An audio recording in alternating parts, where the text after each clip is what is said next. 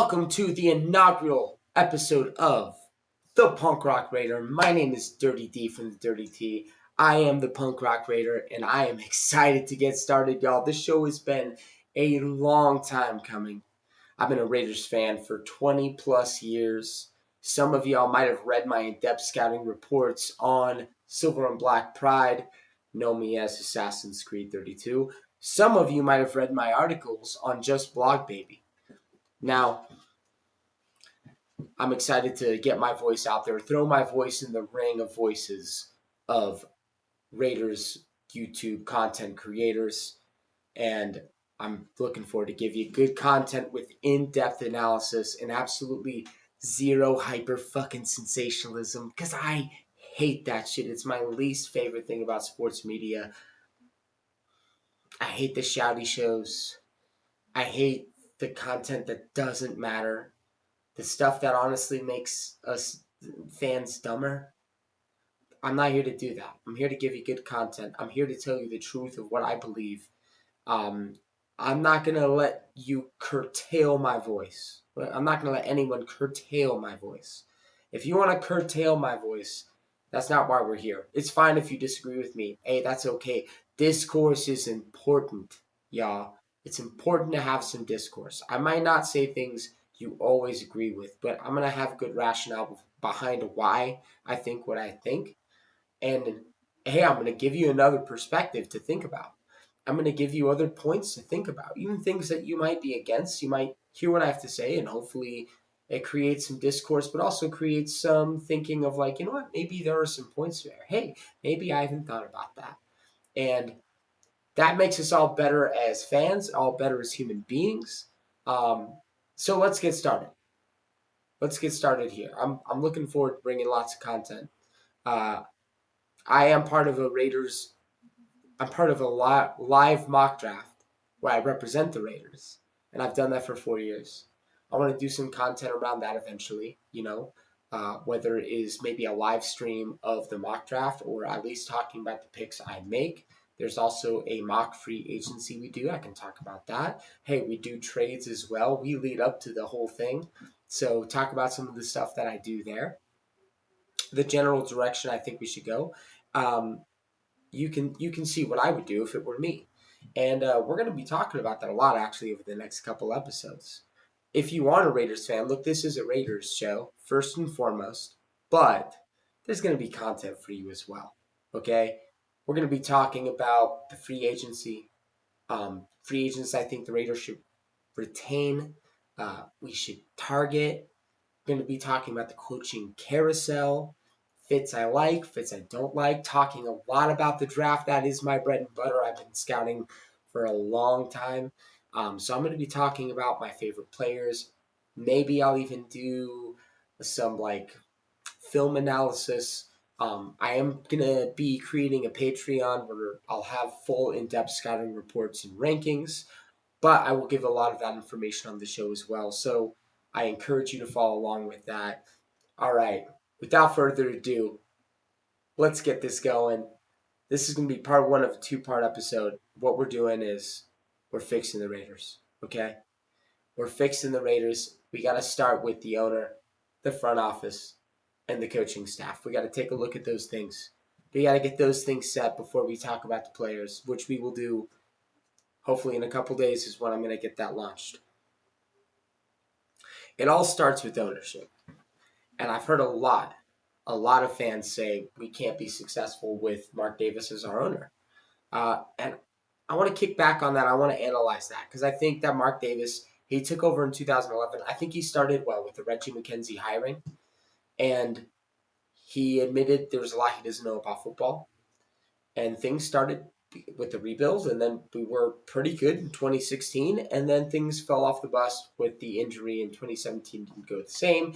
He decided to hit a full reset, go with John Gruden, and we've kind of been in a never-ending cycle, especially after the John Gruden mess, never-ending cycle of chasing past success. I do think he's trying to learn, and I think the most important thing is Mark Davis wants to be a successful owner. He wants the Raiders to be successful. He cares about that. He cares about how the Raiders look and perform. He truly does. He's now been successful with two other professional sports franchises. I think the best things are ahead for Mark Davis. And I think it starts with, again, hey, having the right people in the building that you can trust. And the hiring of John Spytek was a great hire for that exact reason. Spytek is a very smart football mind. That guy knows football. That guy has a lot of great connections to front office members. He put together a really good front office. He knows what he's doing. We go in last year, we fire Antonio Pierce. I think was a year early. I think we should have let Antonio Pierce ride it out one more year. But getting rid of Pierce and Telesco did allow us to get Spytek. I was not a Telesco believer. I still think by process, you got to give him another year. But hey, we bring in John Spytek. It was very clear that him and Brady more so probably really wanted Mike Vrabel. That's who they were looking at. That was the number one target. Very quickly, it became apparent Vrabel was going to be a Patriots head coach. Fine. Hey, everyone else's, including our favorite candidate, was Ben Johnson. But Raiders without a quarterback plan, Bears with Caleb Williams, former number one overall pick of last year's draft, team that he also knew pretty well, having played them twice a year for the past few years. Well, with that option. Plan C, I believe, was even Liam Cohen, but Liam Cohen didn't really seem interested in the job. It was Jaguars nothing, even leveraged, that whole issue into getting Trent Baalke fired so that the Jaguars would still bring him in. This time, so we go ahead. We hire Pete Carroll. I think Pete Carroll, people attributed that to Tom Brady, maybe a little bit. I think that was a Plan D spy tech move. I think that was falling back on what had been successful for us in Tampa Bay. Because I think there's a deeper discussion that people are forgetting. He was in Tampa Bay for a long time. He was in Tampa Bay with Brady. What happened when they brought in Brady? They brought in Bruce Arians. Bruce Arians was a veteran coach. He helped set a floor and a culture. They were able to add proven talent and build the roster at the same time. I think that was kind of the game plan. We weren't able to get one of these other coaches. Let's bring in Carroll and hopefully a successor to groom with Carroll. He's done it before. Brady has respect for him. The league has respect for him. He's available, and he can set that culture. He can set that culture. A lot of people like that move. When I would walk through the dive bar, I work at dive bars. I also just frequent them. Um, there's a lot of Raiders fans at dive bars. We like dive bars, and people would love it. People would say, "Wow, we got a coach. See our coach. Wow, we can finally do it. We can finally compete in the West." I understand why there was optimism. I understand the rationale behind it. I was not a fan of the move. I saw a 74-year-old coach who had been on the decline with his Seahawks teams, that had consistently had bad offensive lines, that his defenses were just getting worse. He was doing the same thing over and over and over again. And there was a little bit of like a favoritism thing I had noticed with Pete Carroll. Maybe not quite as much. He also hadn't been great at hiring offensive coordinators. I wasn't as optimistic about it. But, my optimism actually grew as the process went on, especially after our draft. Um, I thought we could be a surprising team. I actually really liked the Geno Smith trade. Oops. Things really revealed themselves in training camp, though. He's playing favorites from day one. I thought I thought it was major red flags. The JPJ situation was really weird to me. Um, it might have ended up being neutral or in our benefit, but the Jacorian Bennett situation was also weird to me. It was like they didn't even let him compete, really. Like, from day one, they didn't want him. But they really liked Caillou Blue Kelly, and they really liked Lonnie Johnson, who aren't as good of players. The Thomas Harper situation, also under the radar, was really weird. I was sure, and I was on board actually with, hey, let's see what this Thomas Harper guy has. He played well in limited snaps last year. Let's see what he can do.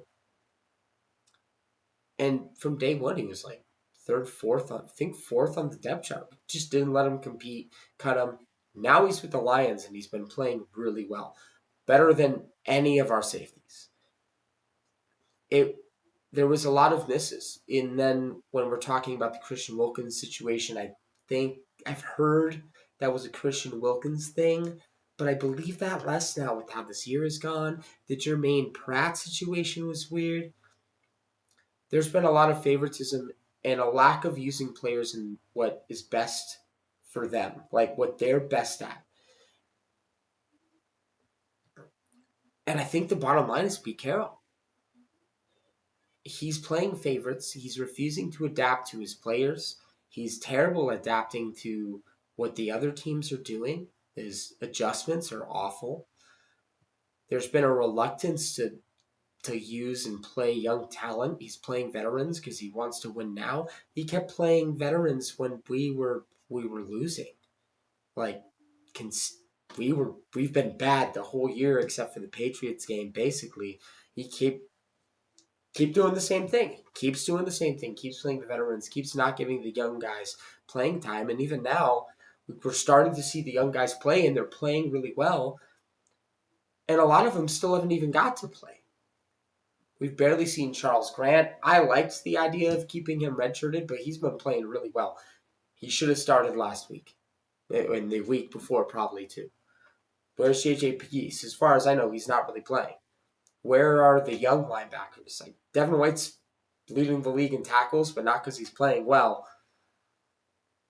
He's not part of the future. We should be looking at guys that could be part of the future. We haven't been doing that. The situation with his sons, hiring his sons, fine, okay, but your your sons, anyone else would have fired him.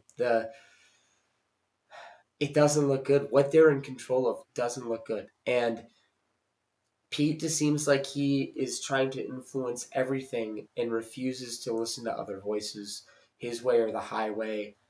The reports that came out about Chip Kelly, I didn't love the Chip Kelly hire. I thought it looked bad, but like the reports that Chip Kelly seemed to not always know what was going on, and then on top of that, that it wasn't Chip Kelly's offense, it was the offense Pete Carroll wanted to run.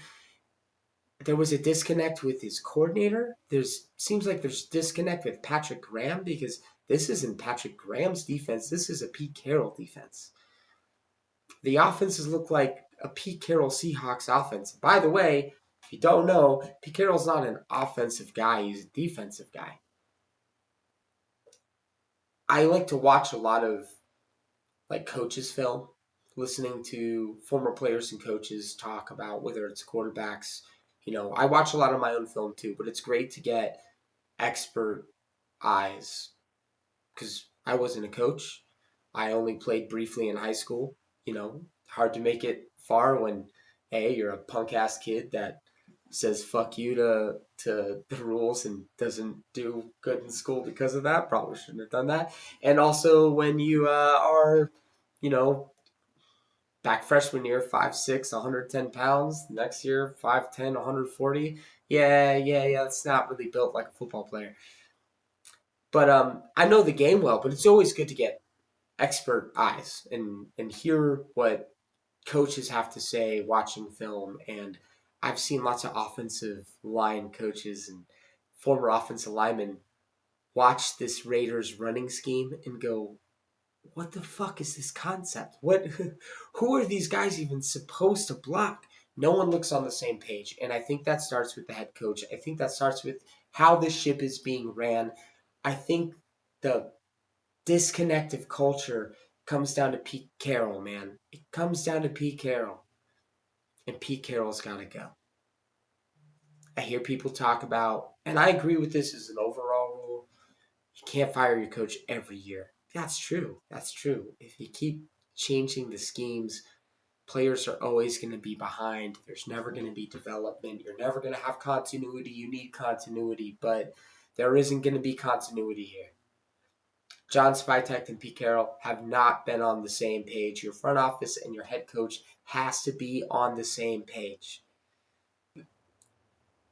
Carroll's wasn't even on the same page with his coordinators.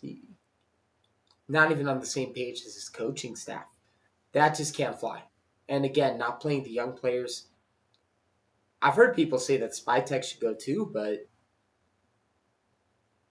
when his rookie class, when they've played, they've looked good. They've looked good. He's got some guys that look like they're hits. They're just not being played. And then I also like what he did in free agency because I like that he went bargain bin shopping because he's playing the comp pick game because that's what good organizations do. They don't spend a bunch of money on free agents that are they're overpaid and they're just coming for a paycheck. Hey, you can do that once you have a good roster. You can grab the occasional big splash free agent to add another pop of talent to your roster, but build your roster first through the draft. That's what good teams, good organizations, good programs do. And the way he approached free agency last year is going to net us at least a fourth round comp pick. It's going to net us a comp pick. I like that plan. I like how he handled it. Spytek should stay. Carroll's got to go. If Carroll goes, what do we do next? Who's going to want to come here if we're firing coaches every year? If we're doing that, who's going to come here? Well, I think there's a few things that go into that conversation, and one of the big parts of that conversation is, hey, where are we going to be picking and what quarterbacks are coming out? Because if we end up with the number 1 overall pick, it's going to be easier to rope in top coaching talent. If we end up with the number 2 overall pick, I think we still can if Dante Moore is there.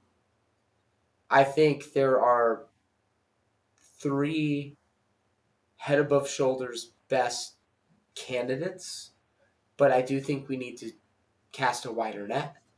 I think that we need to interview at least 6 to 8 coaches. It starts with Clint Kubiak, number 1, offense coordinator, Seahawks.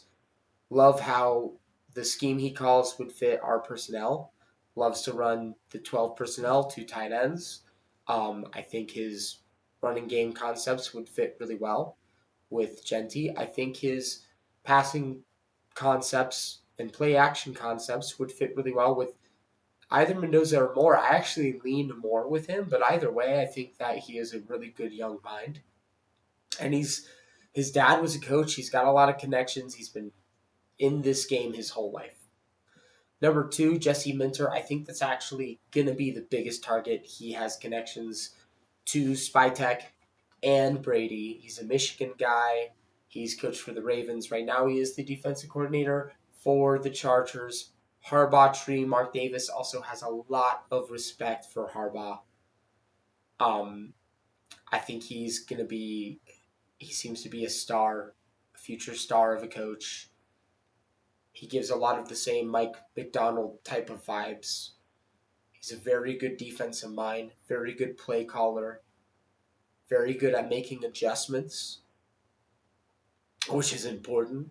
And I think he would be a very good program builder coming from the Harbaugh tree. I think Harbaugh, I'm not a fan of Harbaugh, but he's an excellent program builder. And I think that you would be able to bring that. I think he would be in lockstep with Spytek in the front office, which is number 1. You got to find someone that shares the same vision.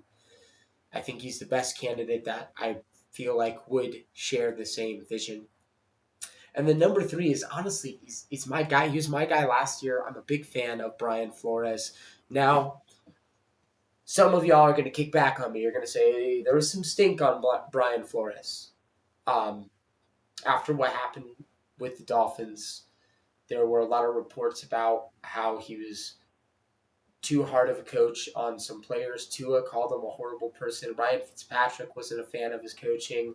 Some other coaches have said he was hard to work with. There was some stink on him. But if we look at those Dolphins teams, first of all, he was right about Tua. Second, he overperformed. His teams overperformed. They won more games than they were supposed to win. They were supposed to. Everyone thought maybe they would go 0 and I think it was still a 16-game schedule. 0 and 16 that first season. Tank for Tua, and they finished strong. I think they ended up winning 5 or 6 games. I think they won 5 games. I think they won 4. I think they finished the year like their last 9 games 4-5 or something like that. Maybe 5-4. Either way, they finished strong, especially considering their talent. They were considered in the same talent bracket as like the Jets this year, or the way people talked about the Titans, but without the quarterback. Not a talented team. And then the next year, 8 wins. But again, a team people thought could maybe get 5. Next year, 9 wins. He got the most out of his players. And then if you look at his Minnesota defenses, their secondary has been lacking of talent for a while. He's gotten a lot out of undrafted guys like Redmond and Pace Jr. He gets a lot out of minimal talent. It reminds me a lot of Mike Vrabel, who also people have said is hard to work with. He's hard on his players. He expects a lot, but he wins. He's a good coach. He's a really good coach. And I think Brian Flores deserves another shot. I think he's an excellent coach. He'd be my third option. I also think there's some younger guys we got to consider, and I think we got to consider Joe Brady and Todd Monken. Joe Brady is the offensive coordinator for the Bills. Todd Monken is the offensive coordinator for the Ravens. I think they both run schemes that would, again, fit our personnel really well. Um, I think you've got to consider a couple young defensive names. I think you got to consider uh, Ahiro Avero from the Panthers. I think he is a star young coach. Chris Shula from the Rams. Um, last few games haven't gone as well. I'm concerned about how their run defense was last year and how it's been towards the end of this year. But he's well thought of. He's a smart young coach coming from a great system. Could bring potentially LaFleur as offensive coordinator. LaFleur is the offensive coordinator for the Rams, but he doesn't call plays, so it would be a promotion. If Mike McDaniel gets fired, he's on my short list. He's probably my fourth guy because I think his scheme and he fits Fernando Mendoza the most. You got to look at if Stefanski gets fired. Not everyone wants to hear this, and I probably have him my 6th or 7th option. But hey, man, 2-time Coach of the Year. I think he has been held back by the Deshaun Watson contract, a lot of those veteran contracts. I think Mike McCarthy isn't my favorite, but still worth talking to, kicking the tires on. See what that staff would look like. It's like a worst case break glass in case of emergency situation. Um, I think you got to look at them again. I think you got to go 6 to 8 deep. To me, if there's a world, I think that if Todd Bowles loses today, I'm filming this before the Buccaneers-Panthers game. If Todd Bowles loses today, I think he's fired. And if Todd Bowles is gone, I will cry sad tears if he's our next head coach. I will cry fucking happy tears if he's our defensive coordinator. If you can secure him as a defensive coordinator, either because of the relationship with Spytech and Brady, or coaching relationship, or a mixture of both, bring him in. Bring Bowles in, man. He is an excellent defensive coordinator in whichever offensive-minded guy you can pair with him. Whether it's, hey, we can lock it up. Kubiak, would you work with him? Why don't you guys meet? Why don't we talk? Let's put together that staff. I'm sold. Even if it's a guy like McDaniel, even if it's a guy like McCarthy, or one of the other young guys, Joe Brady, Todd Monken. I am all on board with Todd Bowles as defensive coordinator with an offensive minded head coach. My number two option, if that can't pan out, and I know he has connections to him, if Brian Flores can bring me Brian Dable as his offensive coordinator, man, Brian Dable, I don't think he's getting a head coaching job for 3 or 4 years. That would be dynamite. That'd be excellent. They've worked together with the Patriots before. I would love that fit. I would love that fit together. You know, you have it for a few years while you're setting a floor and a culture. And Dable's a great offensive coordinator. Again, there's some stink on him, but he's a great offensive mind, and he's great with young quarterbacks. That would be my number two option. And then after that, we're going 1, 2, 3. Right? Then after that, we're going down. If there's another guy that you interview that, like, let's say you miss out on the top two guys, and someone else just fits the values that you're trying to set, the vision you're trying to set, the culture you're trying to set, then you go with that guy. But that's, I think, where it starts. Realistically, if we have the number one overall pick, I think we have a lot more options. If we have the number two overall pick and Dante Moore comes out, I think we still have a lot of options. If Moore doesn't come out, we have the number two overall pick. I think like maybe you can still get Minter because of the relationships and the long-term vision. I think your most likely scenario at that point is Brian Flores. I think Brian Flores is your most likely good candidate. And he's a good candidate, don't kid yourself. And he's dying for a shot. So if you end up with the number two overall pick and there's not a quarterback worth taking, I think Brian Flores is your guy, at least your best available guy that is going to be interested in taking the job. Maybe you still can rope in Jesse Minter. That's it for my show today. I'm going to try to get the next episode, the next part 2 of this series in within the next couple days. Hey, we're going to talk about the roster. We're going to talk about what I like about the roster. We're going to talk about which guys we should keep on the roster, guys we should let go of on the roster. Talk about guys we should target in free agency. And we're going to talk about the draft, talk about the strengths of free agency and the draft, the plan we should have for the offseason, guys I would like to target, positions I would like to target, and I might even do a mock draft. We'll see. I might even do a mock draft. That's all I got for you today. My name is Dirty D from the Dirty T. I am the Punk Rock Raider, signing off and wishing y'all a happy fucking New Year, you filthy animals.